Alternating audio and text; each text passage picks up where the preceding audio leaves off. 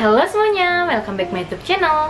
Ketemu lagi dengan gue Pinkan. Di video kali ini gue bakal ngebahas gaji UMR emang bisa ya buat berinvestasi.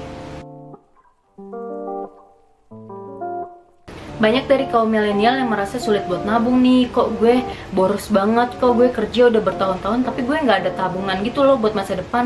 Kenapa sih ya? Kenapa sih dengan gue? Terus caranya gimana ya? Padahal menurut gue menabung itu aktivitas keuangan dengan menyisihkan dana rutin kalian tuh untuk keperluan tertentu, misalkan buat nabung, terus buat bayar kos-kosan, atau enggak buat ini buat itu gitu. Tapi justru banyak nih dari kalian menganggap kalau menabung itu tuh beban banget ya buat gue. Terus justru kayak menganggap kalau misalkan kita menabung tuh kayaknya gaji kita tuh kurang, ngapain gue nabung, gue tuh mau hedon kayak gitu loh.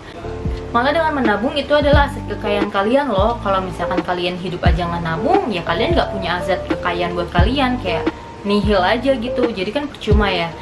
Nah sebaliknya, kalau misalkan selama kalian hidup kalian nabung, berarti kalian punya aset buat masa depan kalian gitu.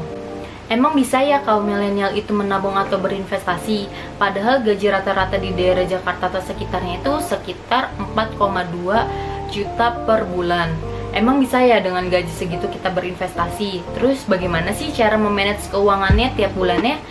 Dari setiap pertanyaan tersebut, jawabannya ya tentu bisa. Karena di dunia ini tuh nggak ada yang nggak bisa selain kalian itu nggak mencari informasi. Kalau misalkan kalian nggak cari informasi, ya nggak bakal bisa gitu.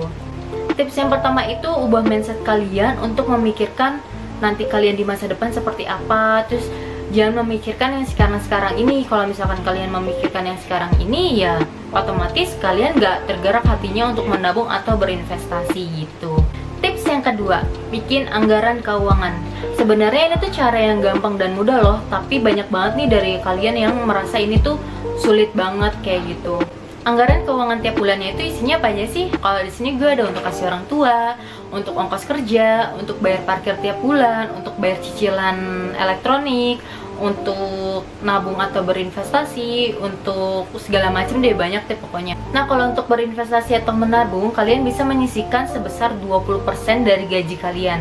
Kalau misalkan kalian gajinya 3 juta, ya secara otomatis kalian menyisihkan 1,2 dari gaji kalian untuk menabung atau berinvestasi gitu. Tips yang ketiga, kalau misalkan kalian untuk menabung atau berinvestasi, sangat-sangat disarankan untuk memisahkan uang tabungan atau investasi kalian itu di awal kalian gajian, bukan di akhir kalian gajian. Kenapa kalian harus memisahkan uang tabungan kalian itu di awal gajian, bukan di akhir gajian?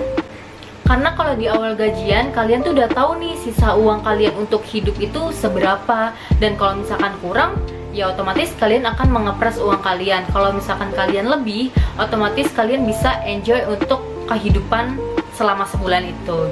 Tips yang keempat, catat anggaran keuangan kalian tiap bulannya, supaya kalian tahu nih uang kalian tuh perginya kemana aja. Jadi kalian tuh nggak ngerasa kalau diri kalian tuh boros gitu. Oh ya, gue bakal nunjukin catatan anggaran keuangan gue tiap bulannya ya. Itu dia catatan keuangan anggaran gue tiap bulannya.